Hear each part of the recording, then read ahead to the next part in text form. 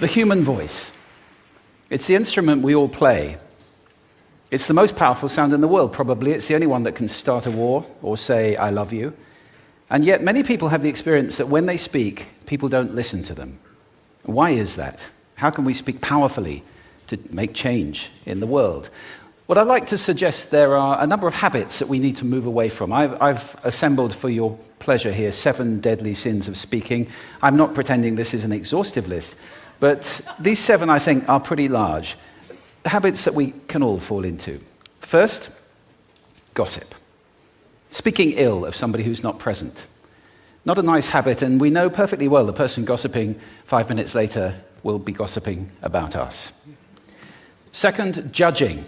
We know people who are like this in conversation, and it's very hard to listen to somebody if you know that you're being judged and found wanting at the same time. Third, negativity. You can fall into this. My mother, in the last years of her life, became very, very negative, and it's hard to listen. I remember one day I said to her, it's October the 1st today, and she said, I know, isn't it dreadful? It's hard to listen when somebody's that negative. And another form of negativity, complaining. Well, this is the national art of the UK. It's our national sport. We complain about the weather, about sport, about politics, about everything. But actually, complaining is viral misery. It's not spreading sunshine and lightness in the world. Excuses.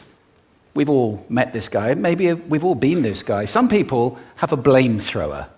They just pass it on to everybody else and don't take responsibility for their actions. And again, hard to listen to somebody who's being like that. Penultimate, the 6th of the 7, embroidery, exaggeration. It demeans our language, actually, sometimes. For example, if I see something that really is awesome, what do I call it? And then, of course, this exaggeration becomes lying, out and out lying, and we don't want to listen to people we know are lying to us. And finally, dogmatism. The confusion of facts with opinions. When those two things get conflated, you're listening into the wind. You know, somebody is bombarding you with their opinions as if they were true. It's difficult to listen to that. So here they are, 7 deadly sins of speaking. These are things I think we need to avoid. But is there a positive way to think about this? Yes, there is. I'd like to suggest that there are 4 really powerful cornerstones, foundations, that we can stand on if we want our speech to be powerful and to make change in the world. Fortunately, these things spell a word.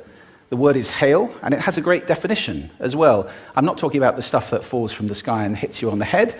I'm talking about this definition, to greet or acclaim enthusiastically, which is, I think, how our words will be received if we stand on these 4 things. So what do they stand for? See if you can guess. The H, honesty, of course. Being true in what you say, being straight and clear. The A is authenticity, just being yourself. A friend of mine described it as standing in your own truth, which I think is a lovely way to put it. The I is integrity, being your word, actually doing what you say, and being somebody people can trust. And the L is love. I don't mean romantic love, but I do mean wishing people well. For 2 reasons. First of all, I think absolute honesty may not be what we want. I mean, my goodness, you look ugly this morning. Perhaps that's not necessary.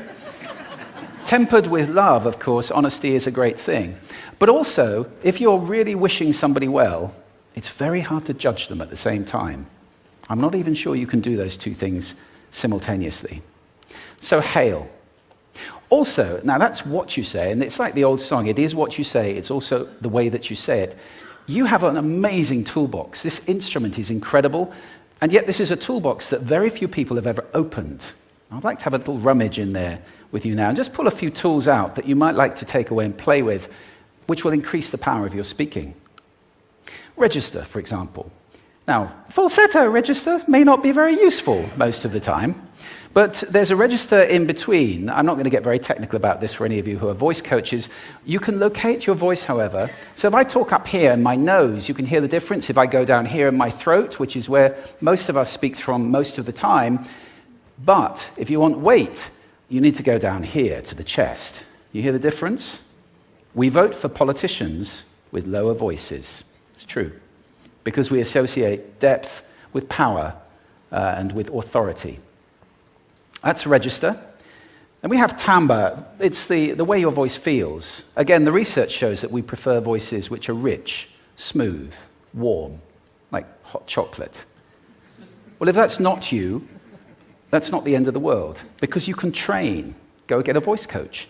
And there are amazing things you can do with breathing, with posture, and with exercises to improve the timbre of your voice. Then prosody. I love prosody. This is the sing-song, the meta-language that we use in order to impart meaning. It's route one for meaning in conversation. People who speak all on one note are really quite hard to listen to if they don't have any prosody at all. That's where the word monotonic comes from, or monotonous, monotone. Also, we have repetitive prosody now coming in, where every sentence ends as if it were a question, when it's actually not a question, it's a statement. And if you repeat that one over and over, it's actually restricting your ability to communicate through prosody, which I think is a shame. So let's try and break that habit. Pace. I can get very, very excited by saying something really, really quickly, or I can slow right down to emphasize. And at the end of that, of course, is our old friend, silence. There's nothing wrong with a bit of silence in a talk, is there? We don't have to fill it with ums and ahs. It can be very powerful. Of course, pitch often goes along with pace to indicate arousal, but you can do it just with pitch. Where did you leave my keys? Where did you leave my keys? It's a slightly different meaning in those two deliveries.